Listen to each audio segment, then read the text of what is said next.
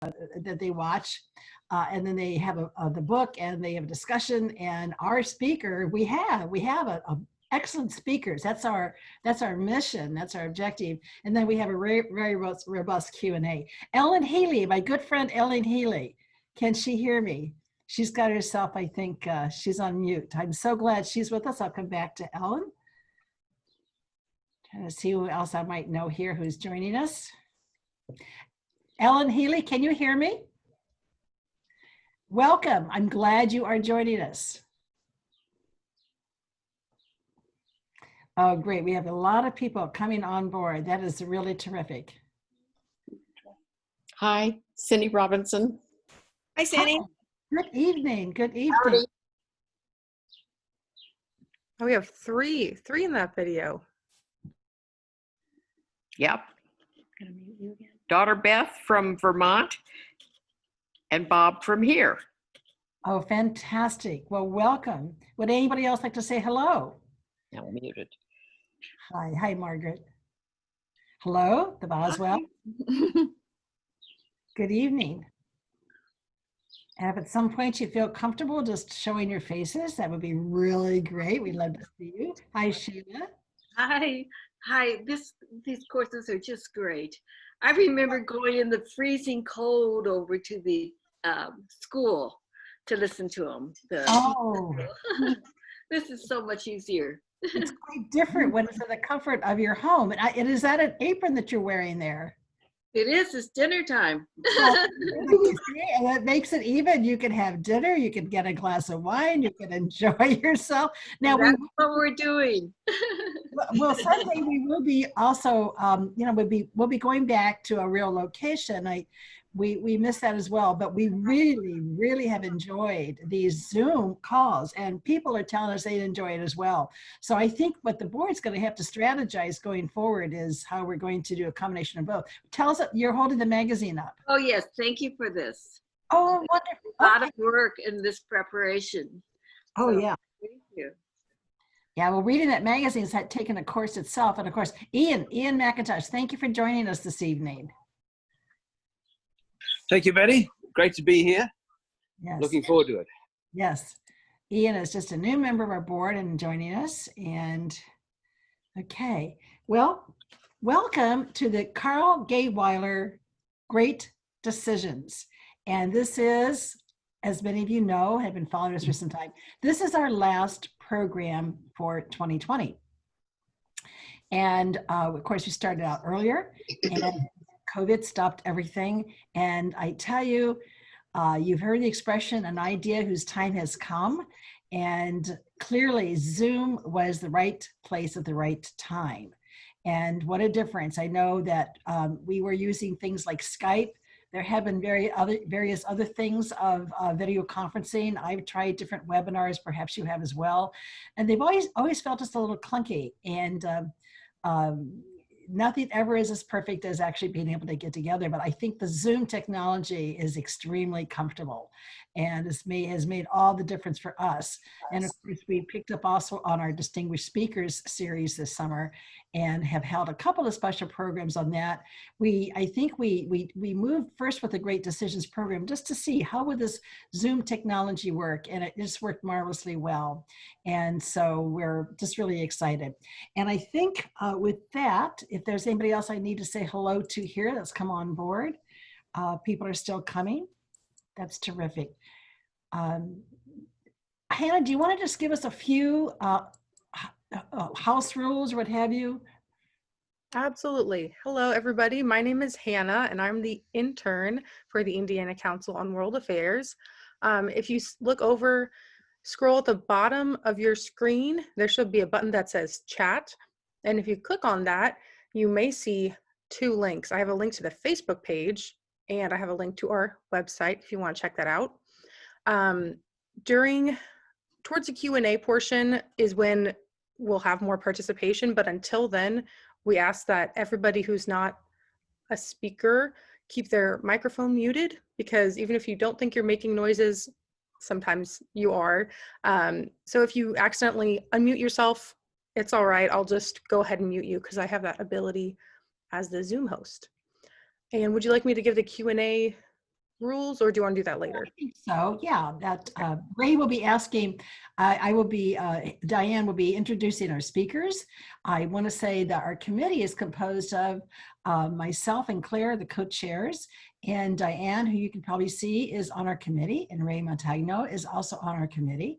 And Hannah has, she's an ad hoc member. We seized her to be a member of our committee. She is our intern. I think she's much more than an intern. She's a real professional that we've contracting with to help us with our technology and social media. And boy, she has saved more days than she's been on board with us so far. I have to tell you that. It's just been really amazing. Yeah, tell us how the Q&A is going to go, Hannah. So when we get to the Q&A portion, Ray Montagno, do you want to wave your hand? He will be our moderator for that portion. And in order to send him a question, all you have to do is go down to that little chat button, and there should be a blue bar that says everyone. If you click that, and you can just scroll down to Ray's name, then you just send him, type out your question if you want, send him your question, or if you'd rather speak it and actually unmute yourself and talk to everybody, then just type in, I'd like to ask a question. And once it's your turn, Ray will call on you, and you can just unmute yourself and ask your question. Sounds good. All right. Diane, who do we have with us this evening? We have Jake Hawes, is a PhD student in the School for Environment and Sustainability at the University of Michigan. He is a member of the Urban Sustainability Research Group studying the role of food, energy, and water infrastructure in the design of a more resilient, sustainable cities.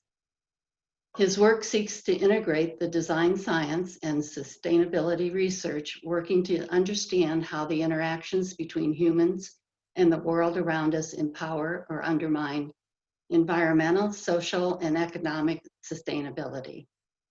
Although he is not a climate scientist, his work is totally intertwined with climate science, and he studies both the drivers of and solutions to this threat that will define a generation. Then we have Allison Masterson, who is a recent graduate from 10 High School in South Bend. She is planning to study at the Indiana University through the College of Arts and Science and the Hutton Honors College. Allison organizes for the Sunrise Movement, a movement focused on stopping climate change and creating millions of good jobs in the process. She currently holds a recruitment lead role in South Bend's chapter of the Sunrise Movement and is a strong advocate of the Green New Deal. And last but not least, we have Iris O'Donnell Bellisario. As a civically engaged Hoosier and a scholar in environmental science, Iris's pursuit of sharing the effects of climate change with her peers and the community is becoming a reality. Iris passed a climate resolution for the City of West Lafayette in October of 2019 and has helped spearhead the collaboration between Tippecanoe County, West Lafayette, and the City of Lafayette on combined climate efforts. She successfully advocated for the city to conduct a greenhouse gas inventory and is developing a plan for the community to achieve carbon neutrality. Recently, she was highlighted, as a top 30 under 30 for the City of West Lafayette and was named a 2019 Resilience Hoosier Hero. And Dr. Betty Thompson will be the moderator for this panel. Thank you, Diane. When we received this topic, we receive our topics several months before the program begins on climate change. And then we go out and we find speakers that we think are going to be really inspiring that you'll enjoy. And We were challenged with this one because we were reminded in the past that sometimes when we've had climate change topics in the past, they've not always brought out some of our other programs, the largest audiences, which is concerning because is climate change becoming a ho-hum topic? And it's probably going to be one of the things we're going to talk about tonight. It brings a smile to Iris's face because it's concerning for people who are concerned about this topic. We're aware that, yeah, this is becoming kind of like a little ho-hum perhaps. Why? It's an alarming topic. And we took a look at who do we want to have, and we, as Diane, each of us divide up the different programs to find speakers, and she was being alerted to some youth activists who are involved in things, and we thought, why don't we do that? I was one of those youth activists decades ago in 1970 when the whole Earth Day movement took off in universities across the country. And I chaired the Earth Day activities for Indiana and Purdue. And we had a bang up year. It was fantastic. And I did it again the next year. And we focused on one particular topic. But I tell you, the difference between 1970 and now is that we were taking our cues from adults. We were youth activists, but we weren't really, we were leading, but we really weren't doing what I'm seeing today. We were still taking the cues from adults. And what I'm seeing youth activists do today, they're informed. They're not just going out there with placards. When each of them tell you some of the incredible things that they are doing, you just heard their backgrounds. They're very engaged already. They're very deep, and they're committed, and they're informing, they're educating themselves in these areas. It's going to be something different, and they're staring down a doomsday clock. They're staring down. We did great things the last 50 years, but if we did such great things, why are we closer to that doomsday clock? Why is it getting more alarming? We're going to talk about that tonight.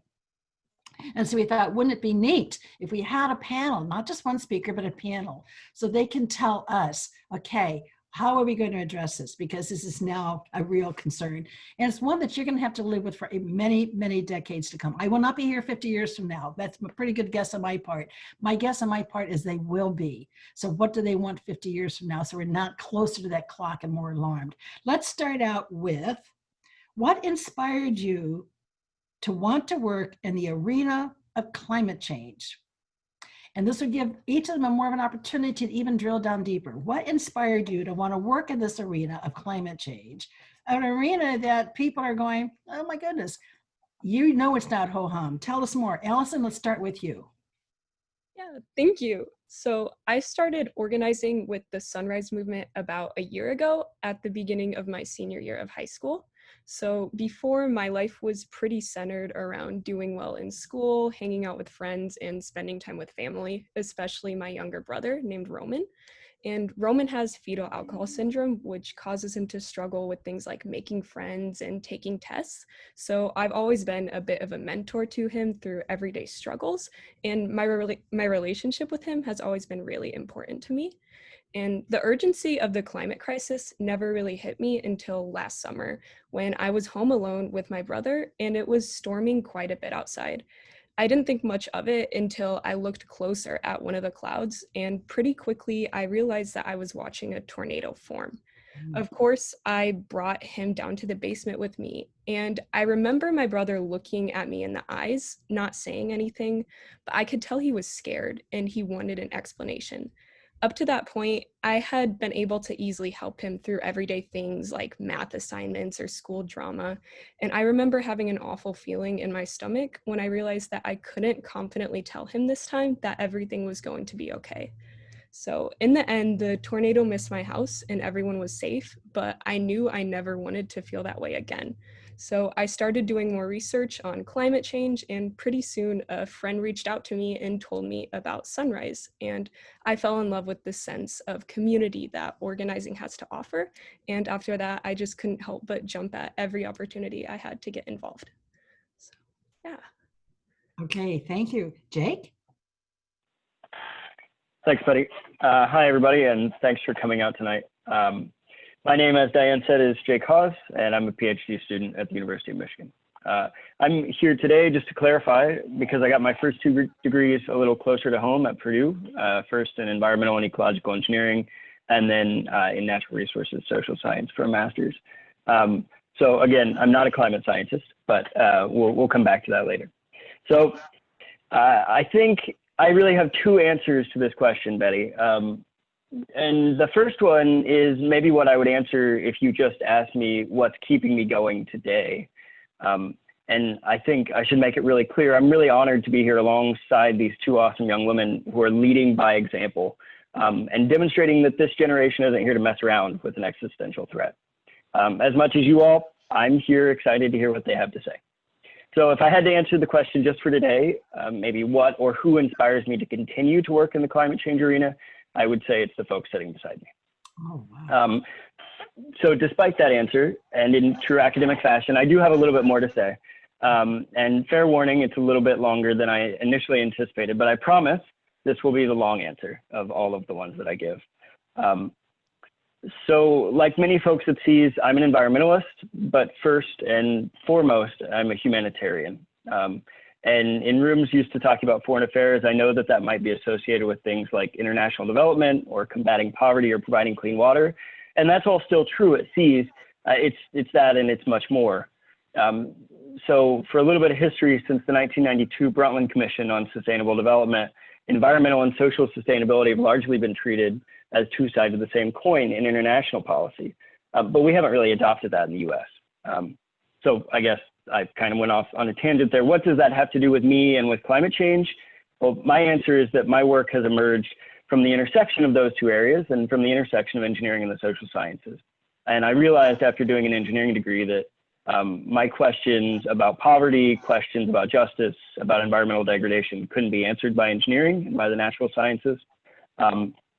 So I did a master's in the social sciences, and that led me to a project working on agricultural adaptation to water scarcity, which is effectively a climate change event. More broadly, it's really difficult to work in the environmental sciences today and be totally disconnected from climate change. I think most folks, and myself included, see it as the threat multiplier that will define our generation of environmental scholars and activists and professionals. So I work on food, energy, and water systems, and the fundamental questions facing all of those systems are, how do we decarbonize? How do we do it justly? And how do we make our systems resilient to future shocks in the era of climate change? And that's what brought me here to talk about climate change. Now, I do want to take just a second to go back to something I said at the beginning. You probably noticed, and I made it quite clear, I think, that my specialization is at the intersection of design science and social science, and I'm not a climate scientist. I am happy to run through some of the basics if that becomes necessary. I've pulled some slides that I think might be useful, but I wanted to offer a few opening thoughts on what we're here to do today, if we're not going to cover climate science in depth, since none of us are actually climate scientists. Climate change is a tricky topic, and I think that having the non-traditional format for ICWA is really appropriate in that case. But I think it's worth remembering that it may not be as controversial as some folks would have us believe. So the Yale program on climate change estimates that 73% of Americans are alarmed, concerned, or cautious about climate change. Only 17% are disengaged or doubtful, and only 10% are actively dismissive. One of those 10% sits in the White House, and quite a few of the others sit on Capitol Hill. But despite what we hear from Washington, they're not representative of most Americans. So tonight, I'm here to talk to the 90% of Americans who understand the science on anthropogenic climate change is settled and who want to know what they can do about it. I will close with that, but I look forward to talking to you all about the science, about the policy, about finding points of agreement, and tackling those challenges tonight. Thanks. Thank you. And Iris. Thank you. I first off loved Jake's answer to that.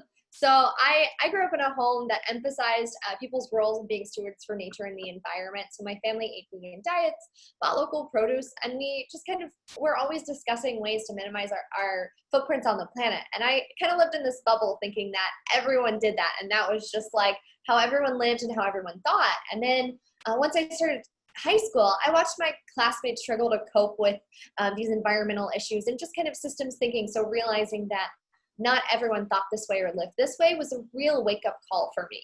I realized that there's a huge knowledge gap in our society and that our leaders were making uneducated decisions about not just their future, but specifically my future. And that was really intimidating. So this realization evolved into advocating for our planet and for not only my future, but the entire world around me. I began to seek out education resources and attended the Climate Reality Training Program, which is led by Al Gore. I attended it when I was 16 and met Michael Foster. And so Michael Foster was at the time leading a group of youth in Eugene, Oregon to pass a climate resolution, a youth-led climate resolution. And then he went on to lead them to sue the federal government for climate change issues. And so it was really inspiring to hear from him firsthand how youth were actually taking their future into their own hands. So I realized that in that moment, climate change isn't something that's going to impact my grandparents or the people who are leading the world today. The people who are deciding our future aren't the ones who are going to be living it. And I wanted to have a say in my future. And I think that all youth deserve that say in their future. So from that point forward, my goals were to continue making as much of a difference as I could on climate change issues and to educate people of my generation and future generations on the severity and urgency of climate change. So I really got involved to try to unite youth and inspire them to stand up for their future and have them acknowledge that even though we can't vote, it doesn't mean that we don't get a say in our future, and we are powerful in a group. Okay, I think you all begin to see why we want to have a youth panel. And I really should scold myself for saying this is not a youth panel. These clearly are young adults. I mean, they know why they're doing this. So you can see why we want to have this panel. Okay, we're going to start now with Jake, because we're going to be rotating. Who goes first with our three? There are so many areas connected to climate change that need to be addressed. What do you perceive as the greatest threat that needs to be addressed first, or threats that need to be addressed first? But keep it to like one or two. What are the greatest that need to be addressed first? Sure. Well, first is tricky, right? I think in answering it, it kind of implies importance. And that would kind of suggest that we have an order of operations to deal with this. But I would argue it's not really that straightforward. Again, in true academic fashion, I'll use a quick metaphor. This isn't like, we'll draw one from medicine. I think it'll speak everyone's language. This isn't like a surgery that we've done before. This is more like an all hands on deck triage with wounds that we've never seen before and traumas that we really can't predict. Everything about the modern economy is built on carbon. So we have to decarbonize. So that's the big answer. We have to also do it without disproportionately affecting those least responsible for the crisis in the first place. And that's why we call it achieving just sustainability. So I'm not sure that I can answer what needs to be addressed first, but maybe I can address some points of intervention where I see reason for hope. And I'll give you a couple of those, as Betty asked for. First, I think we can completely decarbonize the American energy sector in the next 20 years. And that's a big, big statement, I think. But I see a lot of reasons to believe that it's true. So solar panels are cheaper than fossil fuels. Energy storage is scalable and affordable. Carbon capture has already been implemented at a variety of sites at a fraction of the cost of production of electricity. And we can come back to any of these if you have questions about them later. I think we can densify cities without gentrifying. So I am living in Nashville right now. It's not a dense city, but and they're struggling with gentrification. But I think we can do it better. In doing so, we can create housing security and job opportunities while lowering our carbon footprint. I also, and this is for the Midwesterners in the room, which I think is pretty much everyone, I think we can grow a lot more than corn and soybeans in the Midwest. So I told you I work on ag a little bit. We can invest in polyculture, we can grow more local food, and we can store carbon in soil along the way. So soil scientists have developed a lot of really cool ways to store carbon if you diversify your farming portfolio. So thinking about solutions is what I do for a living, and I could probably talk about this one all day, but I'll go ahead and get off my soapbox and take specific questions if people have them later. I will leave you with something though. Climate change isn't an individual scale problem, and what we individually can do maybe doesn't necessarily address that problem in the end. I would argue it's a problem that requires forward-thinking, aggressive policy of the sort that Sunrise is proposing. So what's the most important thing that an individual can do? Pay attention to politicians' positions on climate change. And then, once you figured it out, vote in November. Okay. Iris. So I'd say a similar thing with Jake, that climate change isn't really an issue that we can address step by step. I think it's something that's going to, there's so many aspects to it and so many sectors that intersect. We need to address it all at once and not just pick one thing to focus on and then move on to the next one.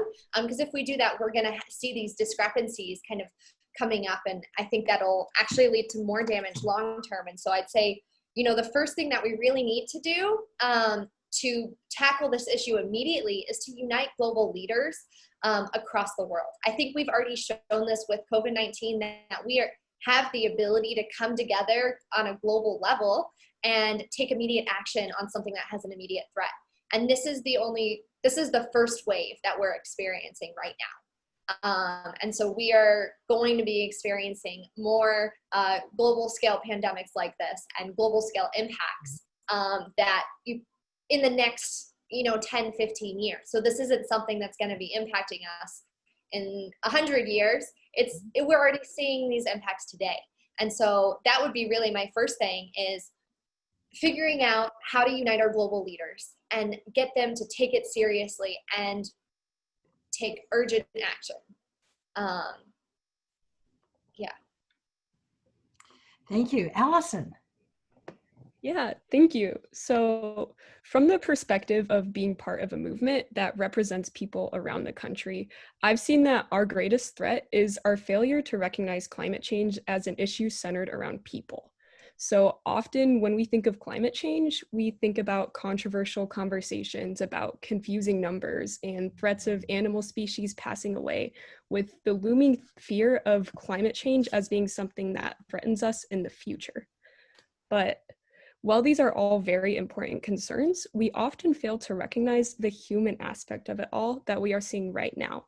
Climate change also looks like people fleeing from their homes from forest fires and storms, or people in places like Flint, Michigan, who are still struggling for access to clean water. It looks like increasingly extreme weather fluctuations that threaten people experiencing homelessness or those living without access to heating or air conditioning. And it also looks like health complications experienced by people in areas with more polluted air or water, especially in the middle of a pandemic like we're at right now. But if we were to fight climate change by only focusing on decarbonization without having the people and communities most impacted by climate change at the center of the strategy, we would create a society where people who are most vulnerable to the effects of climate change are in danger and only some people are protected. So because of this, we need to make sure that as we invest into programs to fight climate change, we are also focusing on relief efforts for communities already experiencing the effects of it right now, and that we're viewing climate as a people-centered issue. Okay.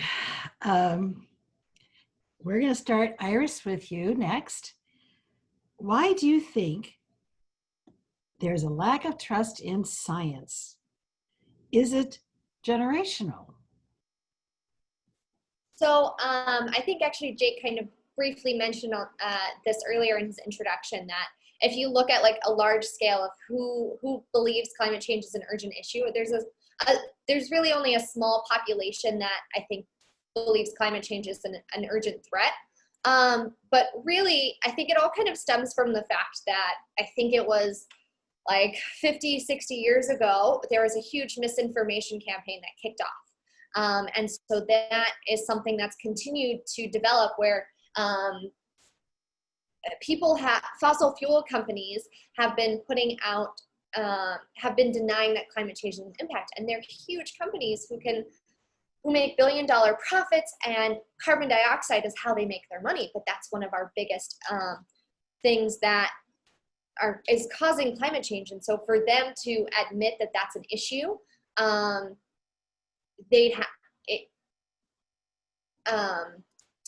it's intimidating to them, I think, for them to accept that what they're doing is wrong. And so we have people who've been misinformed. So that's the first thing, is that from this misinformation campaign that kind of stemmed then and has continued from there, there's a report released originally, and then a second one that was a fake, like a collaboration of scientists that wasn't completely accurate, and that was released and mass distributed with this information that wasn't completely correct about what climate change and greenhouse gas emissions are.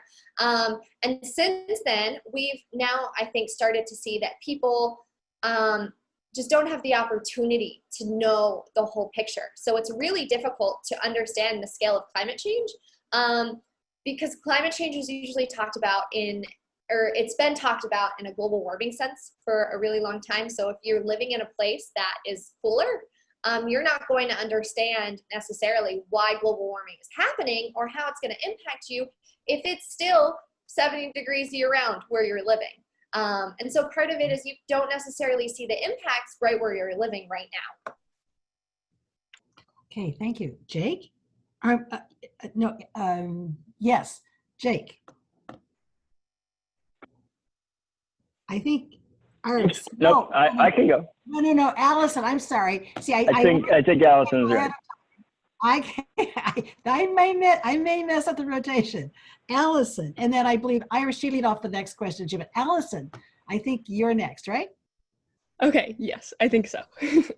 So there's a lack of trust in science because climate change is seen as such a controversial or political subject. Fighting climate change requires a nationwide mobilization to make changes in nearly every sector of society, from transportation to agriculture to our energy system. And in order to reach the level of decarbonization that we need to stop the climate crisis, we need to remove resources from the fossil fuel industry and invest in jobs in renewable energy. And while this sounds simple, it threatens a lot of people's jobs, some of which may be high paying or have good health benefits. And it also threatens industries that rely on fossil fuels and are responsible for high levels of carbon emissions. So because of this, we see companies focusing resources towards downplaying the dangers of climate change and creating opposition towards proposals to fight it. This looks like misinformation being spread about things like the Green New Deal, like saying that if we were to pass it, we would no longer have any airplanes or cows, which simply is not true. And while we're battling with misinformation, we also have concerns about people losing jobs or the economic impact of divesting from fossil fuel sources.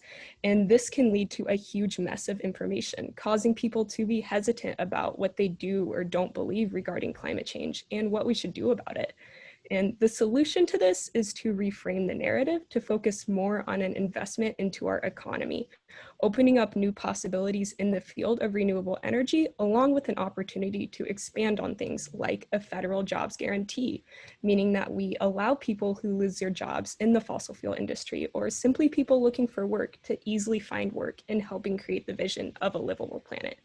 Essentially, this means listening to communities, especially those impacted most by climate change, and giving them the resources they need in order to create jobs centered around a green economy. And these jobs can look like work directly related to developing sources of renewable energy, or they could look like caring for people who are sick from climate-related diseases, or working on community aid efforts. If we can change the narrative around efforts to combat climate change as an equitable investment into our communities, workforce, and economy overall, we can focus more on making progress in the right direction and less on shying away from debates regarding a matter that really does threaten us all.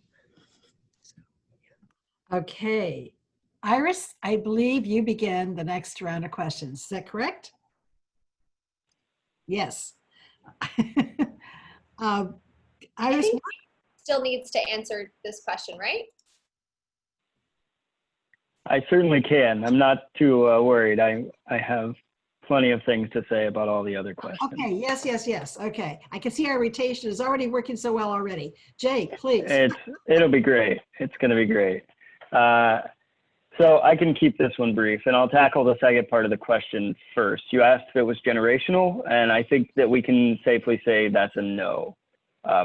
There are a lot of dimensions to trust in climate science. I don't think age is one of them. As it turns out, actually, I say there are a lot of dimensions, but really there's only one useful predictor for trust in climate science. And folks like the Yale Program on Climate Change Communication and the George Mason Center for Climate Change Communication have repeatedly shown that only predictor is political affiliation. Education, income, race, age, none of the others are particularly useful. Religion, not a very good predictor. It's political affiliation.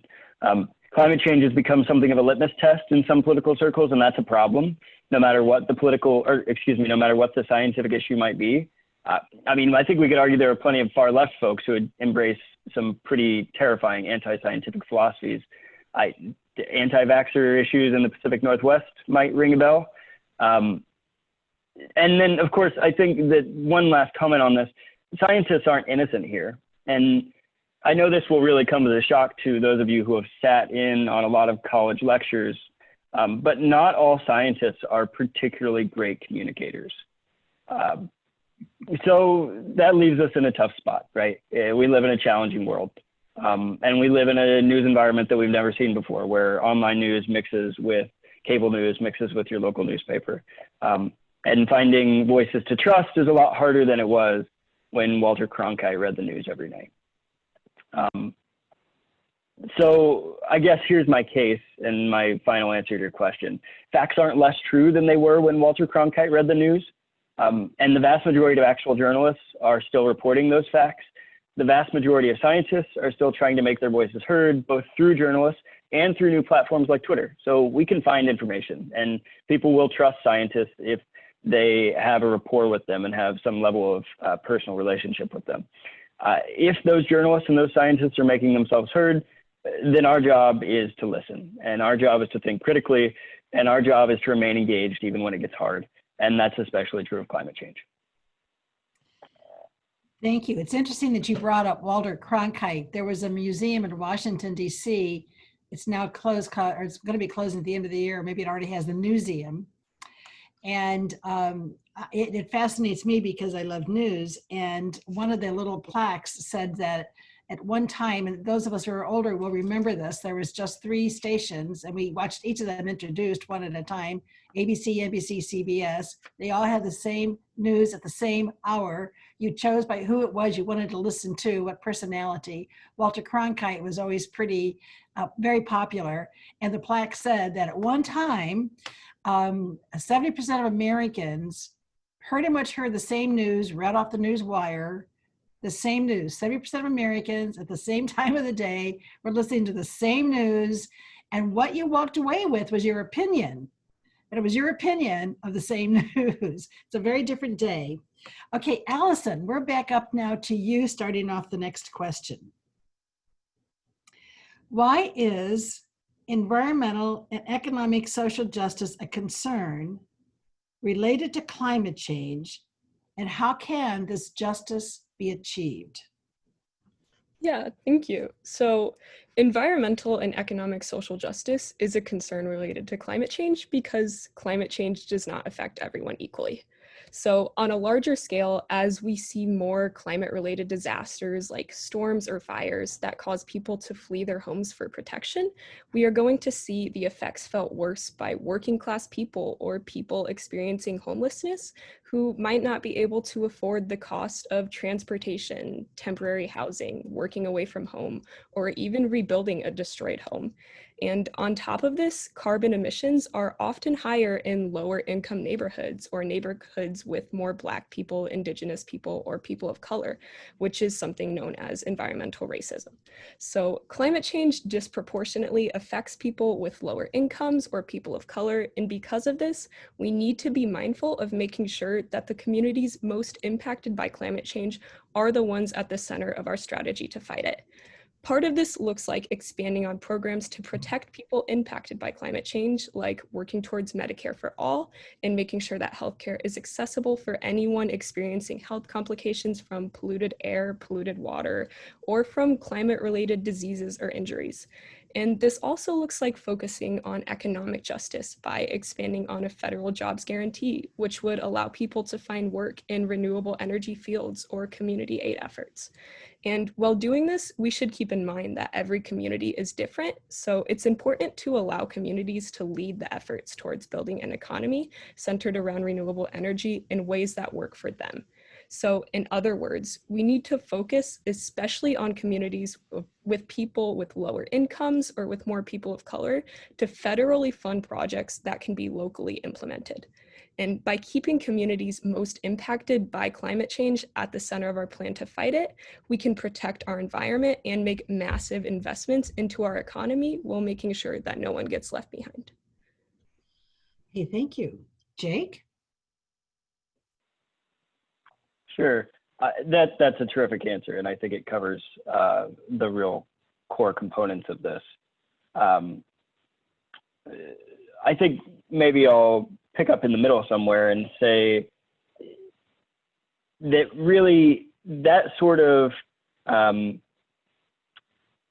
justice does not need to be justified by an argument that it's good for all of us. But I would argue that in this case, it actually is. So let's take an example that's maybe relevant to a lot of folks who live in Indiana. My job is in Ann Arbor, which is obviously right near Detroit, and a lot of my family works in the auto industry. So I read a lot of news about the car industry. And this year's Consumer Report indicates that American cars are older than they've been in decades. Well, that's not good for the auto industry, which is why GM cares. But what does that mean for us, and what does that mean for climate change? It means it's getting harder to get old, polluting cars off the streets. Why is that? It's because people are hurting economically. Of course, COVID has a lot to do with this, but even before COVID, economic inequality in the US is higher than any time since the Industrial Revolution. And that makes it hard for folks to invest in clean cars. It makes it hard for folks to invest in homes near the city center. It makes it hard for folks to invest in energy efficiency. And all of those things are critical to take immediate action on climate. So again, justice doesn't need to be justified by things like it's good for everybody, but in this case, it is. And Iris? I lost my mouse there for a second. The effects of climate change and even major pandemics like COVID-19 have high impacts on marginalized populations. In many places, climate change has been threatening human rights and will continue to do so. We can't truly protect the environment unless we simultaneously are addressing social justice issues. Approximately 4 billion people are vulnerable to the impacts of climate change, like drought and water shortages, floods and other extreme weather events, crop failures and food insecurity, reduced agricultural productivity, loss of low-lying lands and islands, desertification, loss of biodiversity and economic services, and spread of diseases. These impacts affect everyone, but marginalized communities are less equipped to prepare and mitigate these issues. If we look at desertification as an example of an issue, it starts from water shortages, and this causes the desertification, which then results in crop failures, which then results in crop yields continuing to drop, people having less access to food, and eventually it would lead to people in rich communities struggling to buy the food, but it's impacting those communities first, and we're not necessarily seeing those direct impacts where people are starving to death.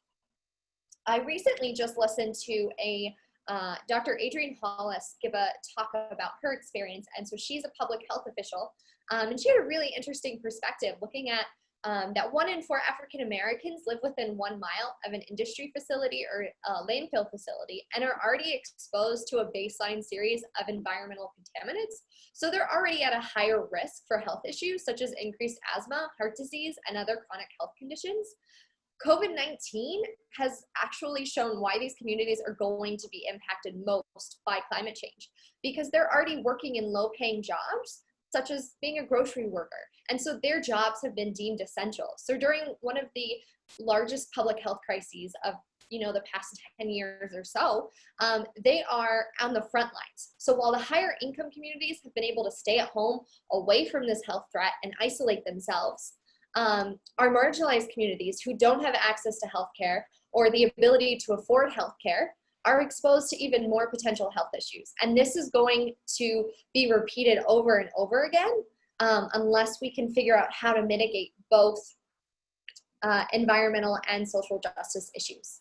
COVID-19 is just the first of major global issues that we expect to experience over the next several years. So the best way to prepare for this is through serious policy changes and emergency preparedness. Here in Indiana, we're really fortunate to have the Environmental Resilience Institute, and they've actually put together a way to develop vulnerability assessments for every community that asks one, and they help you develop a resilience plan or a climate action plan so that you can develop that emergency preparedness plan and make those policy changes so that you can make sure that you'll be prepared when the next wave of impacts have hit. Okay, and our final question to the panel before we open it up to all of you, and we hope that you all have questions. And we started with Jake, and the question is, what are barriers that you see to people understanding and embracing steps necessary to stop the rapid decline of a healthy and just climate? Yeah, that's a great question. And I do want to just highlight something that Iris said at the end there. That's a tremendous resource. And we should definitely come back to that and make sure that folks are aware of that, because I'm sure we're talking to a lot of community leaders here who would potentially be able to take advantage of that. So anyway, the barriers to people understanding and embracing steps.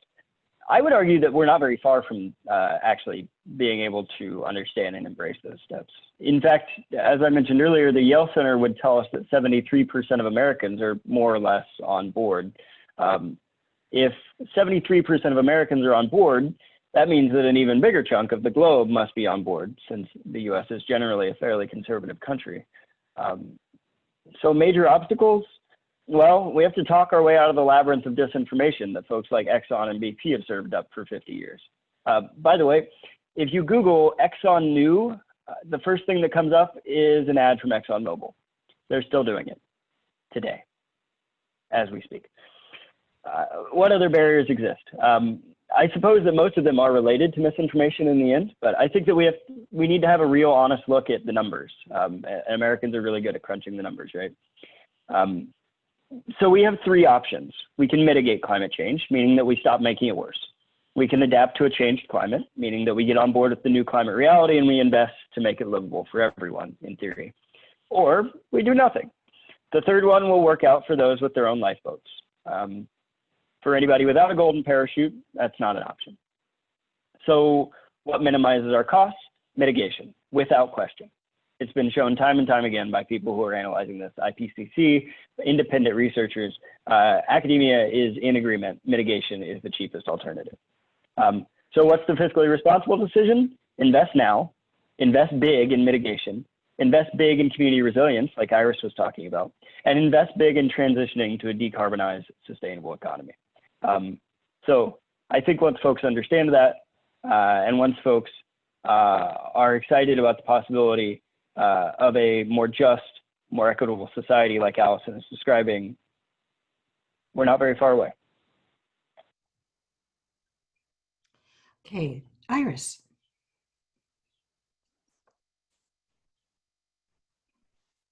So I think there are a few different levels of barriers that our society in general is going to run into. So cities are going to face different barriers than individuals will. Right now, I work a lot with cities, and cities are going to run into, I think the biggest one is economic and financial barriers, where access to funding is the largest reason why they're not taking immediate action. Many cities face limited financial independence in the first place, and they have difficulty getting the expertise and advice that they need.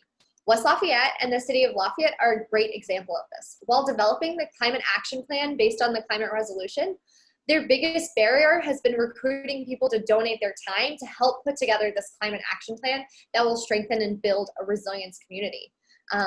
So once we passed it, it took us it's taken us about a year to really even start to develop this climate action plan, because the city had to figure out how are they going to pay for an intern to do this? Where is that intern going to be housed? Are they creating a new department? There's a lot of logistics that go along with it, and there isn't a template that they can follow, like there would be a template to developing a water treatment facility. The next big barrier that cities face are political and leadership values or opinions. So I work with another youth leader, Cooper, and he was working with his mayor in Westfield, Indiana. And his mayor was pretty supportive, and they were going along kind of drafting this climate resolution. And then the mayor all of a sudden just said, well, climate change isn't real. There's no reason why we need to address this, and just shut it down completely. And his argument for that was that it's not a scientifically sound issue. It's not caused by humans. And so you have to start from the ground up there, and then reframe the narrative, figure out how do we bring up this idea without using the term climate change, or how do we get them voted out of office, and so that's a big barrier for individuals in terms of getting a city to make change. I think the other big barrier for cities is regulatory institution and legislative barriers. So in the city of Lafayette, while the city itself is willing to make their municipal operations more sustainable and resilient to climate change and decarbonize their electricity usage, they have huge industrial buildings and just industrial plants that they can't necessarily say, you have to change everything. And so it's been a really strategical kind of brain mapping, I guess, of figuring out how do we approach them and get them to sign on. And in West Lafayette, their biggest barrier has been Purdue University. And so we actually just sent a letter to President Mitch Daniels asking him to take climate action seriously. So while the city of West Lafayette has a carbon neutrality goal, the university has I think they have a 25% or 50% reduction in emissions by 2050. But that is 90% of the city's emissions. So if the university doesn't take climate change seriously, the city can only change 10% of their emissions, which is something, but it's not enough. And then in terms of like individual actions, I think the biggest barrier for individuals is the lack of education of what actually causes climate change and how they can make individual changes. And so one of those, once they do get those, so once they're aware of what they can do, when you're looking at big changes, so investing in an electric car, well then to really have a sustainable electric car, you're gonna have to have renewable energy on site to charge it or have access to that. But if you've ever tried to buy solar panels and you live in a community with an HOA, it's sometimes impossible. If you live in a historical community, you have to go through like 3 months of approvals, and they do a bunch of like site visits, and I mean it's highly inconvenient. And so I think part of it is the way that our neighborhoods have been built up is prevents you from even composting, or if you want to grow your own food in your yard. And so I think those are things that people are facing at home when they're trying to make those big changes. I've often been curious what would happen if I put a garden in my front yard. If my HOA would say, oh, what is that? They wouldn't object to flowers, but food. Allison, you will have the last word. Yeah, thank you. So one of the main barriers is the overwhelming focus on changing consumer habits and lifestyle changes, which places too much emphasis on individual action that really isn't accessible for all people. So when we think of taking steps towards stopping climate change, we often think of driving less, using a reusable shopping bag, or buying from sustainable brands.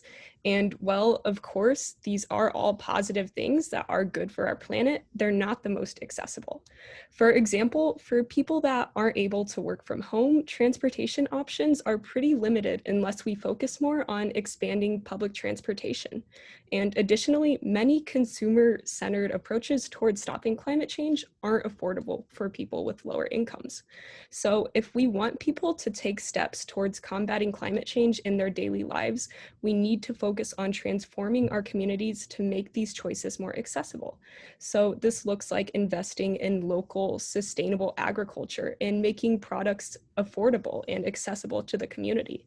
It looks like giving people work and creating energy-efficient housing to fight homelessness, and investing into public transportation that is far-reaching, efficient, and accessible to everyone. And Another issue with focusing on consumer habits and lifestyle changes is that they often come with some inconvenience and minimal reward. So if sustainable products are harder to find and often more expensive, then why would people be compelled to buy them?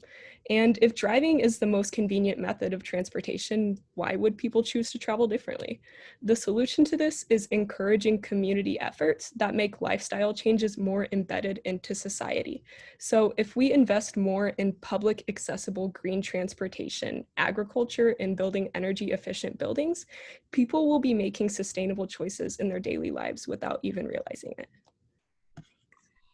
Okay, well, you all have taken our breath away, and now we welcome your questions. Remember to send your questions to Ray. You'll see him in the drop-down box, and if you want to post your questions, post it to Ray, and if you want to either post the full question that he will then ask, or if you would like to ask it, just say, as we see now, I have a question, and send that also please just to Ray, because he needs to ask the questions in the order that he gets them, so we can sort of keep a polite order of when people ask. So if you would just again, either send your question as it is to Ray, or just simply say to Ray, not to everyone, I have a question, and then Ray can see them in the order, and everyone has to take their turn. Okay, Ray, thank you. Yeah. Thank Sure. you. Yeah, we already have several questions that folks have asked. The first one came from Pete Seat, and he's willing to ask his own question here. So go ahead, Pete. Well, thank you, sir. Before I get to the questions, I just wanted to reinforce a really salient and important comment that was made earlier about this being a people-centered issue. And I don't want to lose sight of that. I actually got interested in the climate topic when I visited a Syrian refugee camp in Turkey, just 20 miles from the border of Syria. And part of the conversation and discussion there was how this wasn't just about a civil war taking place in Syria, but about migration that was happening from Northern Africa and Central Asia due to inhospitable climate. And this really is about people and their ability to survive and make the most of their lives. So I hope we all keep that in mind.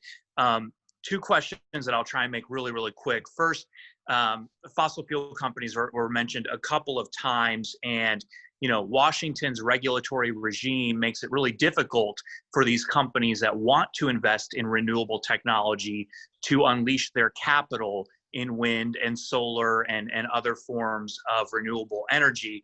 Some of those companies that were mentioned, specifically Shell, Exxon, BP, have actually joined forces with over 3,500 economists, every living former Federal Reserve chair, a number of former chairs of the Council of Economic Advisors, and even over 350 student body presidents at college campuses across the country in support of a plan called the Baker-Schultz Carbon Dividends Plan. So I'm curious to know if the panelists are supportive of carbon pricing, generally speaking, and if they know about this plan specifically. I'd love to hear their thoughts on that and the idea of returning revenues from a carbon pricing plan to the American people to give them kind of an environmental and economic vested interest. And then the second question is, we've heard multiple times tonight a desire for comprehensive action, but I'm curious to know if the refusal to accept anything less than comprehensive solutions is actually delaying action rather than embracing some incremental steps that might be more politically palatable and at the very least move us in the right direction. Thank you. Okay, thanks, Pete. Jake, you want to start with that? Sure, I can give it a shot. So I'll address the carbon dividends question first. I think that there's a lot of evidence to suggest that carbon dividends are a really effective mechanism for regulating carbon. There are only two successful cap and trade, any kind of price on carbon mechanisms that have lived in the US. There's one that centers around California, and obviously it's successful because the other Western states have been able to drop in and drop out as they want because there's always California with 60 million people. The other one is in the Northeast, and it's based around a carbon dividend plan that returns the money to the people. And so it's always been really palatable. It's stayed popular with Republican governors and has really lived a pretty successful life. So I think there's a lot of evidence to suggest that that would be a really good starting point. I would certainly support that as an option to consider. I think that one of the challenges that arises with carbon dividend plans is related to some of the questions that Allison and Iris brought up earlier, which are related to justice and who benefits from the dividends. Who receives the money is important. As you're talking about in the Baker-Schultz plan, it's obviously a direct payment, which is, I think, usually the most successful mechanism for doing this, although I'm not certain what kinds of mechanisms have been introduced overseas. So there might be some that would be interesting to look at there. I'll close with a comment kind of maybe pushing back a little bit on your question about comprehensive reform versus incremental reform. I think that ultimately the challenge with a focus on incremental reform is that even discussing really small steps, small wins, if you will, we've gotten nowhere. There's really very little willingness in Washington to make it happen, at least on one side of the aisle. So I think that there should be conversations about compromise. There should be conversations about how we can make this a palatable conversation for both parties. But first, we all have to agree on the fact that this is a problem. And then maybe we can start talking about where we can meet in the middle. Iris, I see you unmuted yourself. You ready to go there? Yes, I have an answer to, I guess, to the first question. I don't know if I have a whole lot of thoughts about that. I haven't done a whole lot of research into. I've actually never heard of the dividend plan you mentioned, but that's definitely something I'm going to be looking into probably the second we finish this. To answer your second one, so that's something that I've really struggled with fellow activists, is I believe any action is a good action. We should obviously push, but here in Indiana specifically, we're lucky if we get anything to happen. And so there's kind of a network that I'm involved with, and we've managed to pass, I think it's 7 or 8, maybe, I think there have been a couple more this summer or that are in the process, but youth-led climate resolutions, which have some general goal, and it's just a promise. It's a non-binding promise, which doesn't really mean anything. The city doesn't have to follow through, but it's a start. And so I think in Lafayette, I guess incurred a lot of resistance from a fellow climate activist because they wanted carbon neutrality by 2030. That's it. No other option. Did not want to talk about an alternative. And that actually made it so where the mayor was willing to pass a resolution within 2 months, he's now said will not happen until at least mid next year. And so I've definitely seen that the resistance to compromise does delay action, but I think that there's a time and place for it. So it doesn't mean we should stop doing that. I think it's kind of like a good cop, bad cop kind of game. So it's really important to have, I consider myself like a moderate activist. Like, I just want something to happen to get the movement started at a political level, and whatever, I'm going to try to push the city a little bit, but not so much to where they're scared of me and don't want to do anything, if that makes sense. But then, in the situation where I'm trying to do that and kind of activating for a more moderate thing, but then this other group comes in and says, no, we want this really large, or we want this immediate action today and nothing else. It really, where I was moving towards that point, now we probably will get nowhere or very little. So I think strategically speaking, it could have gone much better to where if the mayor hadn't followed through with his 2-month plan, then they come into play and say, okay, well, clearly you're not taking this seriously. Now let's make a lot of noise. That is a really effective way to go about it. And so I think that it's important not to compromise, but also to compromise, if that makes sense. Okay, thank you. So Allison, I don't know if you have anything to add to that, but there's actually another question maybe that you could piggyback onto. It's from Anna Nicole, and what gives you hope as a youth activist? Yeah, I think I'll really quickly address the second part of the first question.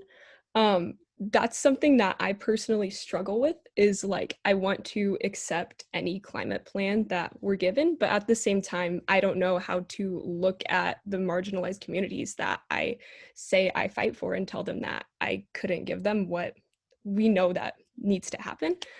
So I think my answer to that would be to accept anything that we're given, but not comfortably. So if we're offered plans, yes, we should accept progress. I don't want to delay any type of progress, but also with that, we need to make sure that we're being even louder with getting together people in the community and engaging in things like moral protests to make sure that politicians aren't comfortable with what they're proposing. And to the next question with what gives me hope, I think it's the other activists alongside me. As cheesy as that sounds, I can say that for me personally, it's a really good feeling when I'm at protests, especially ones that are more risky and we really don't know how they're going to turn out. And I know that we're all sort of taking that risk together. It's really cool to recognize that climate change is an issue that's bigger than any individual person. So it's cool to know that you're working towards something that's bigger than you, and you're also not the only one experiencing the fear and frustration. All right. Jake or Iris, do you want to add anything to that? What gives you hope?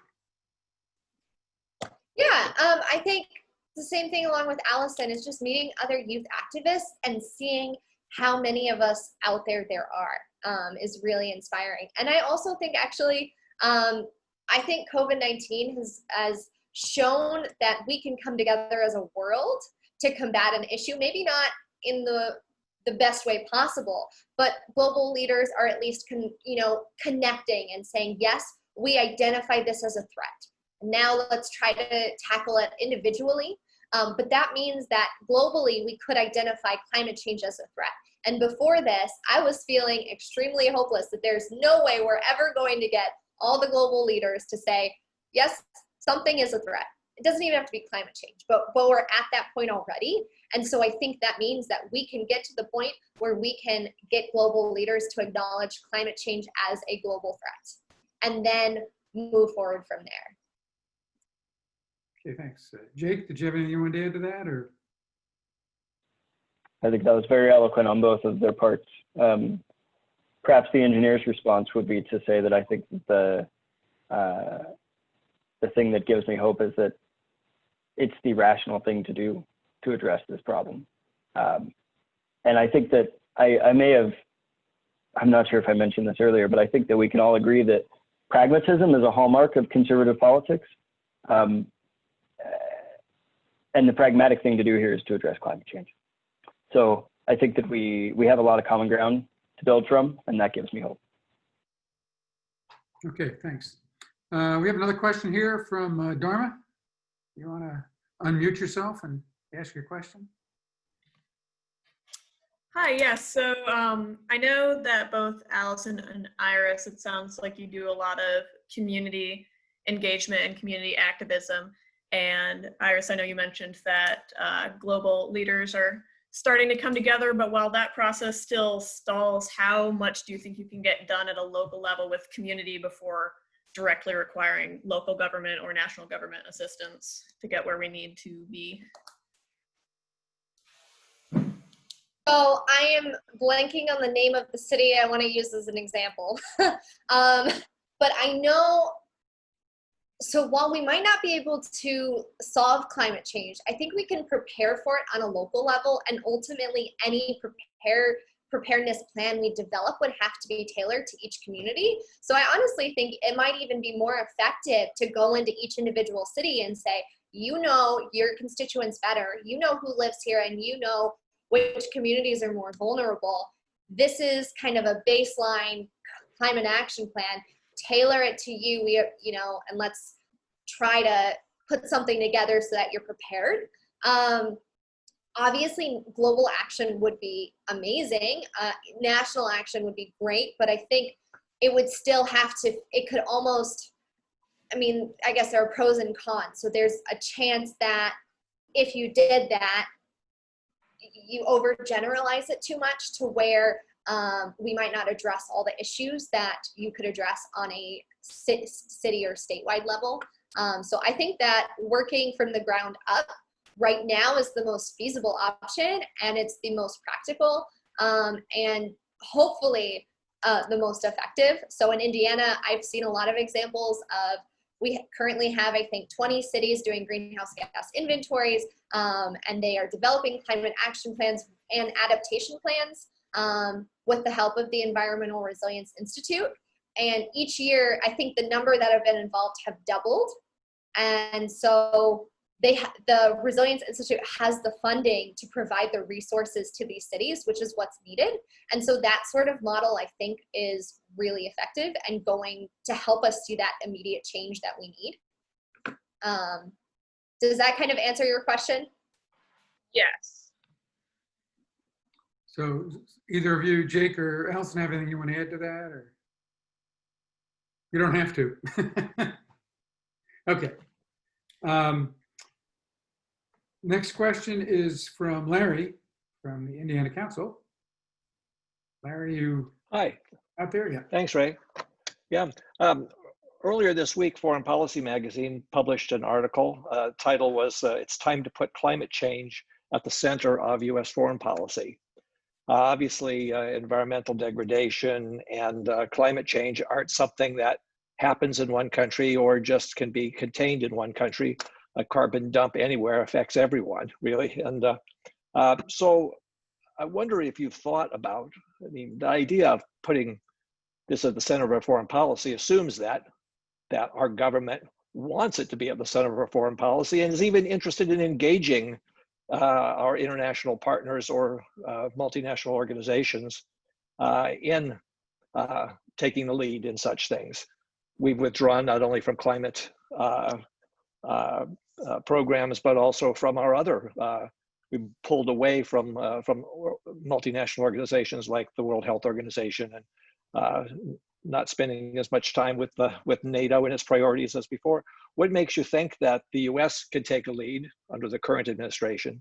I'm not sure that they can, but who can take a lead, and how can the US be brought into a multinational collaboration, which is going to be necessary to address the climate crisis that we have as a global pandemic, if you would?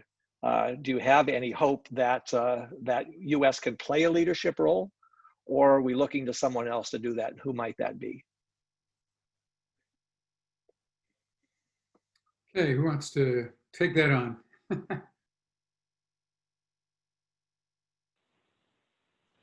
I can give a first shot at it.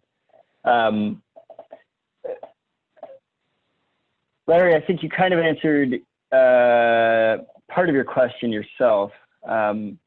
I don't have much hope that this current administration will play a leadership role in addressing climate change. I don't have much hope that they would play a role if they were reelected. I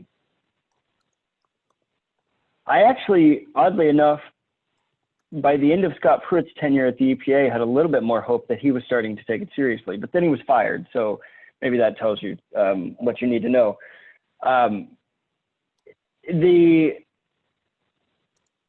The fact of the matter is that at this point in history, the US has released about 25% of the greenhouse gases that are contributing to climate change over the course of the Industrial Revolution. China has released something on the order of 12%. They're obviously releasing faster than us now, but it's still half of our total.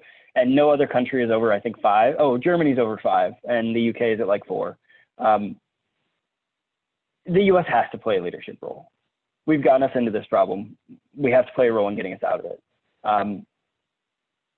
Perhaps you can put 2 and 2 together and assess what I think one of the #1 priorities needs to be in addressing climate change at the multinational level. I think the Paris Accord is actually a really good start. I don't think it's non-binding agreements are likely to get us where we need to be, but getting people at the bargaining table and getting them to agree to make first steps is really important.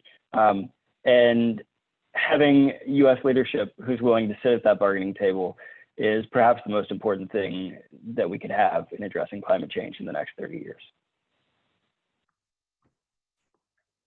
So tagging along with that kind of thought process, I think a lot, you know, when you ask leaders in kind of third world countries who are representing, you know, less developed countries, their first comment is, why should we do anything if the US and, you know, the rich countries of the world aren't taking this seriously? Like, why should we take the burden of it? And so I think if the US and China and some European countries aren't taking immediate action, the rest of the world won't follow. As like cliche as the saying is, like, we need to talk the talk, now we need to walk the talk, and we need to continue doing that. And I don't think we're there right now, but I think unless we get there, we're not going to see global action unless these smaller countries say, well, okay, we're gonna have to deal with the impacts anyway, so we'll just throw out all of our money. And I mean, it's not a realistic thing to have them solve all of it, because really we're the ones producing those emissions, so we should be contributing to that. Okay, thanks. Either Jake or Allison, you have anything you want to add to that? Or?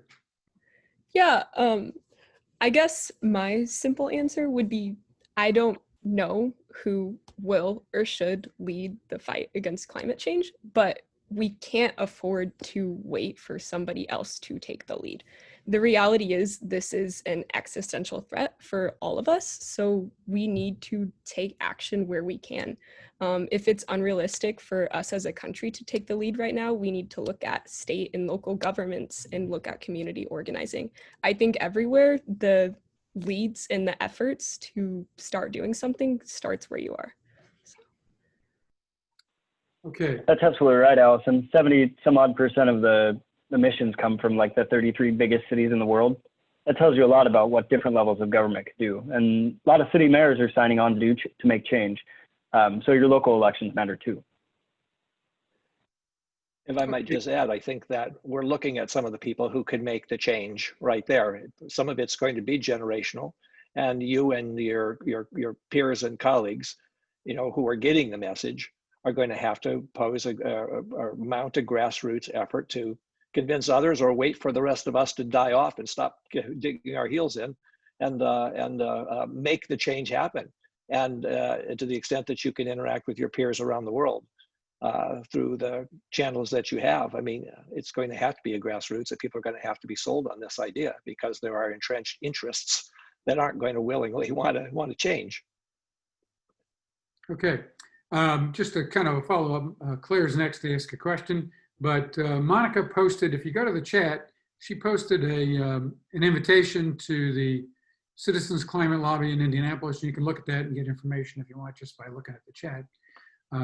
But Claire, if you want to go ahead and ask your question. Okay, with climate change, the fertile farmlands are turning into deserts, and rivers and lakes are drying up, and in the northwestern United States and Canada, we're blasting all this valuable water, this drinkable water, underground for fracking. And besides bringing more fossil fuels to the surface to be burned, the very real threat, I think, is that we're running out of drinking water. And what can you tell us about the supply of drinking water? And I wondered if other parts of the world are involved in this fracking. What's our responsibility in the US and Canada for all this fracking going on? And Jake, you've done some studies in agriculture, and yeah, you're speaking my language. So I'd like to hear from you on that. Sure, yeah.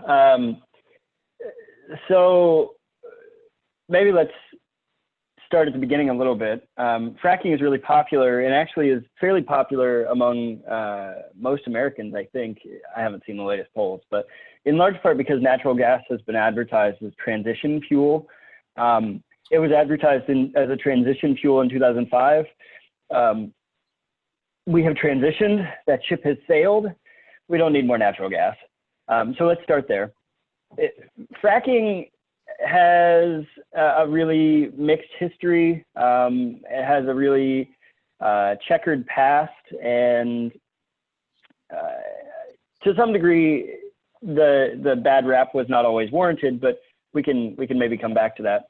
I suppose I should maybe highlight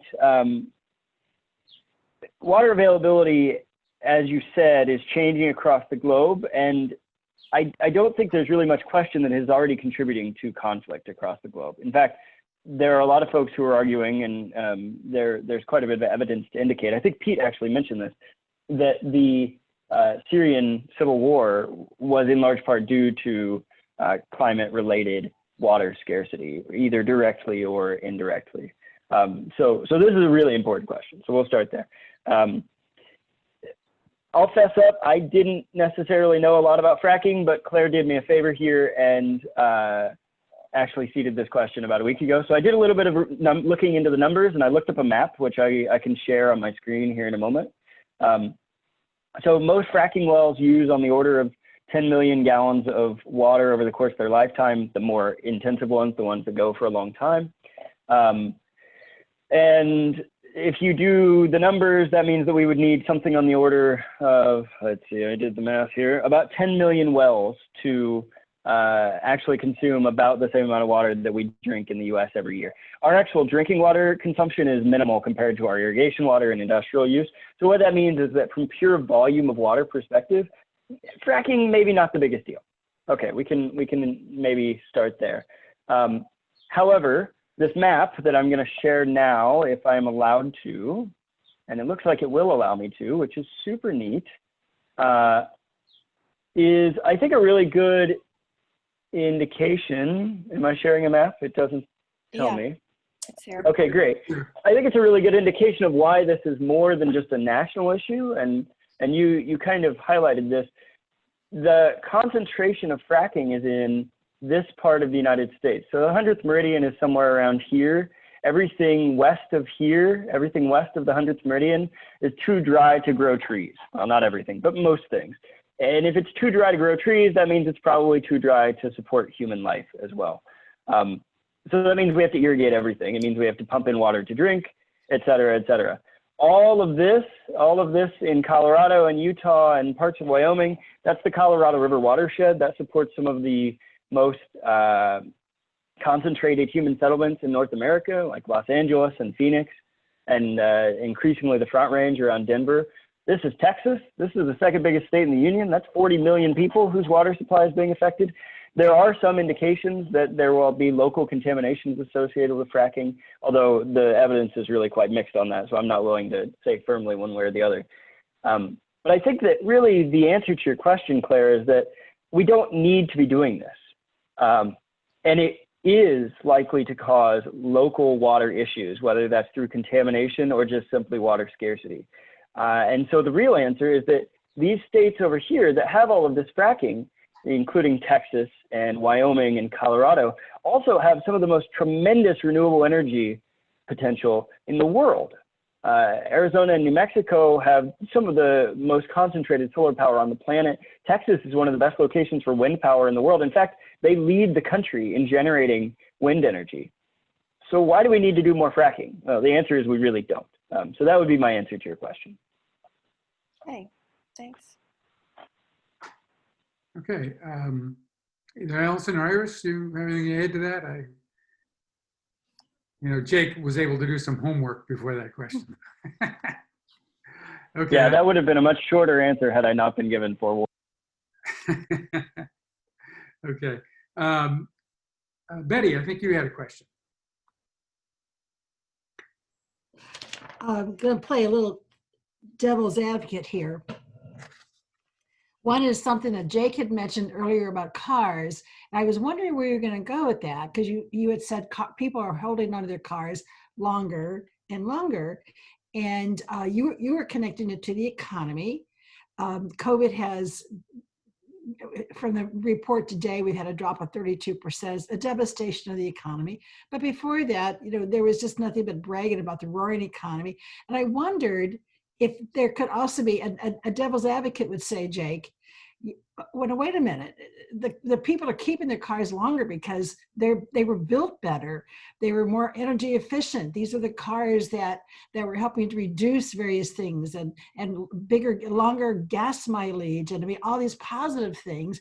And so I'd be really curious. It'd be interesting to see if you were with the devil's advocate on the stage, who would really be advocating it. Isn't it cool if I'm going to pay $26,000 for a car, that I might actually be able to keep it for 20 years or good 10 to 15 years, and then hand it on to my 16-year-old to beat that thing up going in and out of the garage? So that's the devil's advocate. And the second one is, I believe maybe Allison, you had mentioned about, and this is an argument you hear, that a lot of the new energy jobs, energy efficiency, can replace some of the old jobs. And so there's a job creation. We've talked about this so much, particularly in relationship to coal. But I know we talked a little bit about this when we were talking about questions in the panel when we met. And that is, there's a culture. And I'm thinking, for example, just the entire culture around coal mining. I mean, there's really an entire industry around the Appalachian culture that's associated. And when you go in and you talk to the communities of miners, and my grandfather and my uncle and my dad and my brothers and my children look forward to this.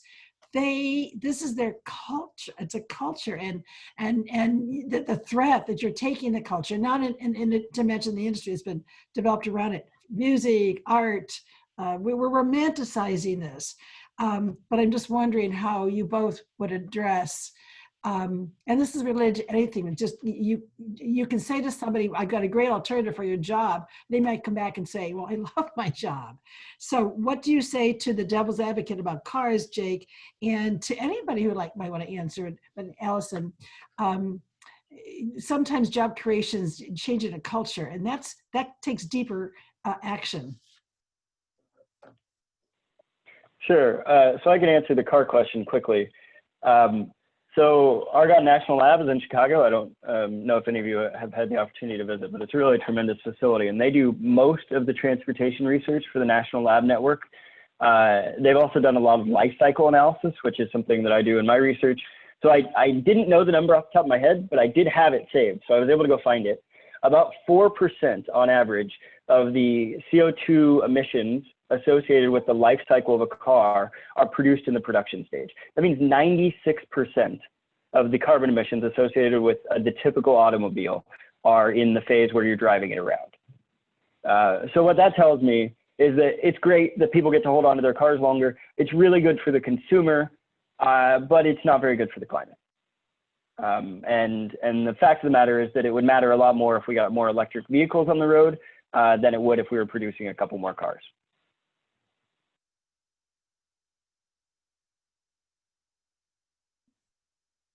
Okay, I think Allison, you were going to address culture. Yeah. I'm not going to lie. I don't know much about the culture behind coal mining.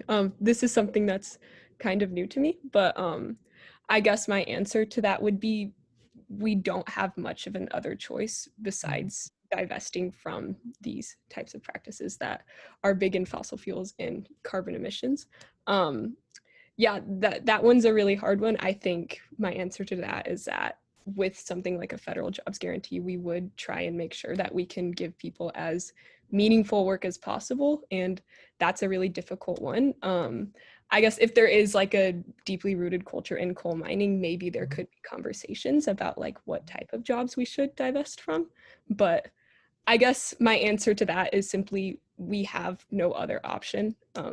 This is an existential threat, and they would have to be a part of that conversation. You would have to go in and say, if you could do something else, what would you want to do? That would have to be, and that's part of the grassroots. As you talk about climate change being grassroots, the community that you're talking about that has to make the change has to also be a part of that conversation to get their buy-in. I think I had a comment about that. So I worked with a couple of farmers in southern and northern Indiana, and so Purdue Extension has worked, and what's the I'm just blanking on everything today, but the National Resource Conservation Group, I think is what it is, NRCS. But they've worked with farmers who have been farming for generations, who are using these outdated technologies. They were tilling, not doing cover crops. They were, using mono agriculture. And so a lot of farmers have actually been willing to make those changes, which is, it's a little different, but there is still that kind of cultural effect or cultural perspective to farming, because their family has been farming on this land for hundreds of years, or since 1830s, and so there is that sort of like family connection or generational story passed on, and farmers with the right strategy, they were willing and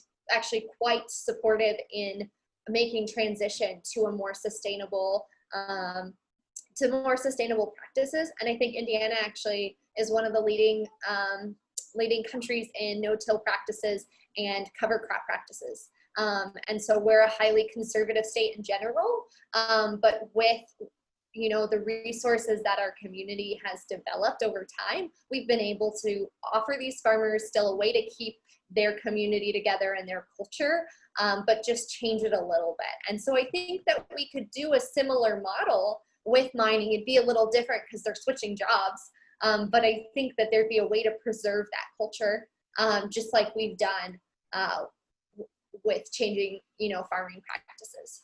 I think a challenge also for you in addressing the questions too will be, and I'm using the car as an example, I think another challenge for you, and I'd love to see you address it, is you're going to have to figure out how to make these things also affordable. Like an electric car, that sounds great. Is that going to cost me $52,000? I put a new furnace in my house a couple of years ago, and I could have gotten the super duper energy efficient one for about $5,000. I thought, oh, well, versus a $1,300. So I think the challenge for you also has to be, people, I want to do the right thing, but I can't afford the right thing. I'll just leave it there, but that's going to have to be a challenge you'll really have to address as an important part. And is it fair for a company to say, hey, people want to get this because it's energy efficient. This is an opportunity to get the price up. It'll be a question you'll have to address going forward.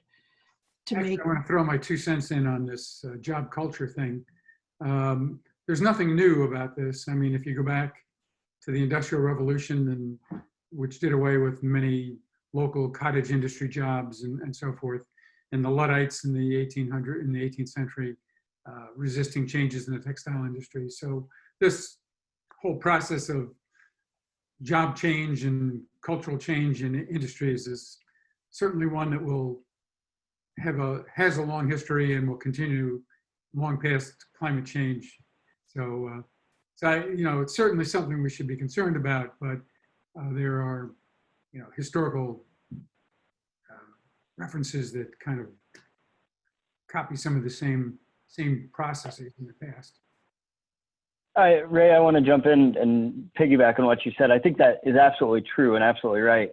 I think it's interesting, though, that over the course of the history classes that I took, most of the time the Luddites were portrayed as the villains in those situations. And I think maybe that's because victors write the history. But actually, I think that we're looking at it very differently today. And I would argue that folks like the Sunrise Movement are making a really different case. And that's that these folks who have been working in these jobs for generations are actually by no means the villains. And they are allies in the fight against climate change. And the trick, as Betty said, is enabling people to adapt and enabling people to take the individual actions that will lead to large-scale collective action. And that starts with policy change. We've seen it time and time again. We've seen it in racial justice. We've seen it in environmental justice. We've seen it in all sorts of economic evolutions. If you start with policy change, individual action will follow because people are able to make the changes that they want to make. Yeah. And, if we go back to the agriculture example, 100 years ago, 50% of our workforce was engaged in agriculture, and it's down to like 3% today.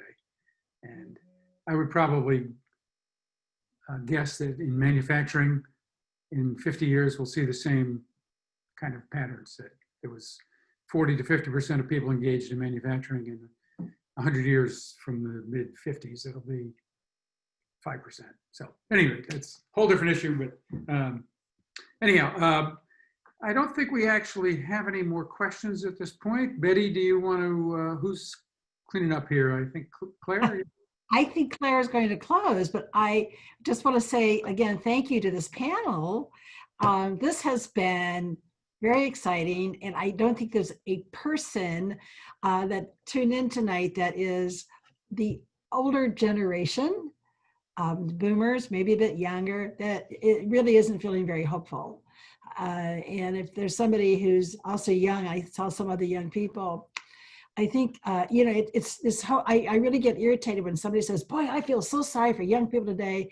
They're inheriting a mess. My grandchildren are 2 and 4. I don't feel sorry. I think they're going to, I don't feel sorry for them at all. I envy the fact they got decades and decades ahead of them. And so you're going to do a terrific job. You're going to do a terrific job. Claire, would you like to close us out and get people excited about next year?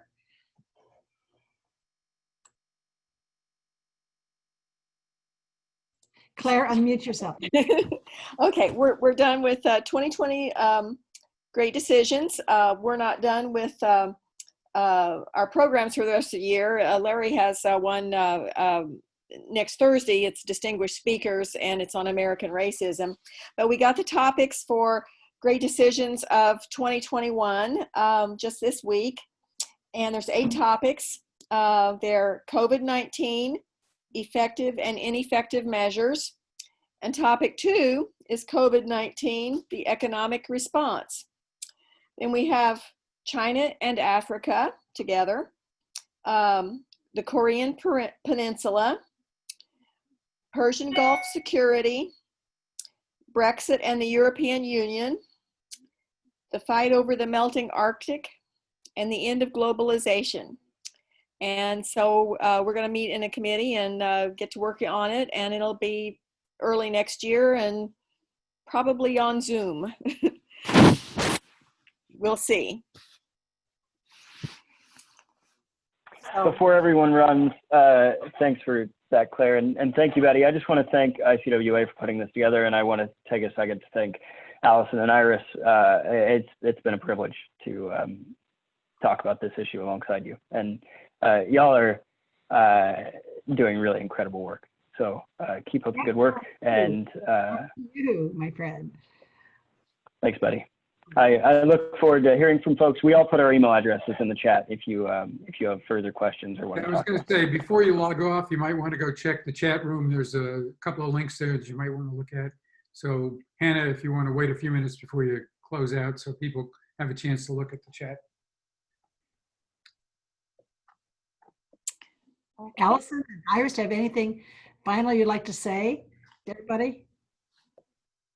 I think just in general, thank you so much for joining, and thank you Betty and Ray and Claire for putting this together and letting me be a part of it. It was also great hearing from Jake and Allison.